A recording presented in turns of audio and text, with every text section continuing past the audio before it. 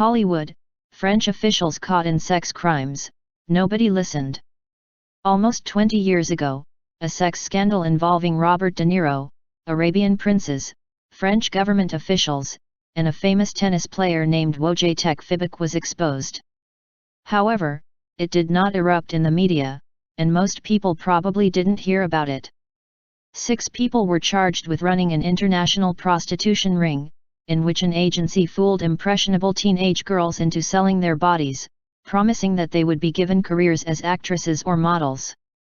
They would really be turned into call girls, entertaining wealthy people.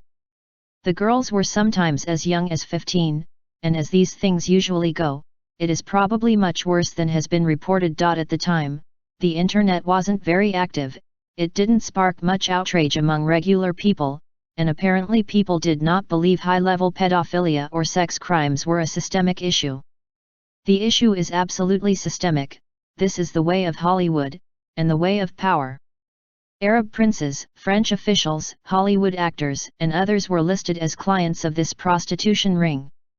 According to a 1998 article from The Independent titled "The Sex Scandal That Wouldn't Lie Down," the case uncovers the brutal methods used to snare young women, some as young as 15, into a call girl agency specializing in wealthy, high-profile clients. It also exposes attempts by the French government machine to block an investigation which might embarrass senior politicians and damage French interests abroad. At one point, according to the report of the investigating judge, the agency became a kind of approved dealer in girls, operating with the connivance, if not the blessing, of the French Foreign Ministry and French Secret Services.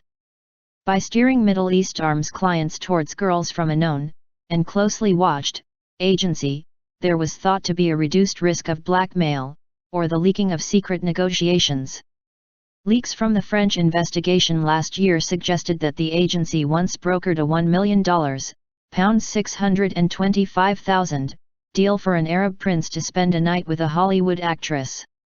The woman named by French magazines at the time has adamantly denied the story. The allegation does not form part of the final judicial report. The scandal even involves arms trafficking in the Middle East. The prostitution agency operated with the connivance, if not the blessing, of the French Secret Services and foreign ministries.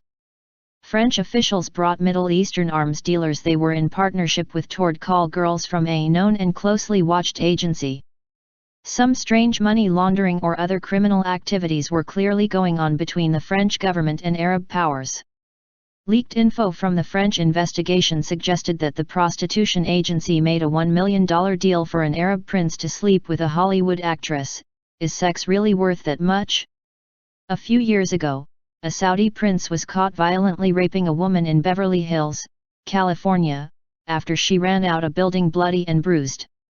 According to an article from the Free Thought Project titled "U.S. Allows Saudi Prince to Flee After Allegedly Assaulting 3 Women in Beverly Hills Mansion for Days."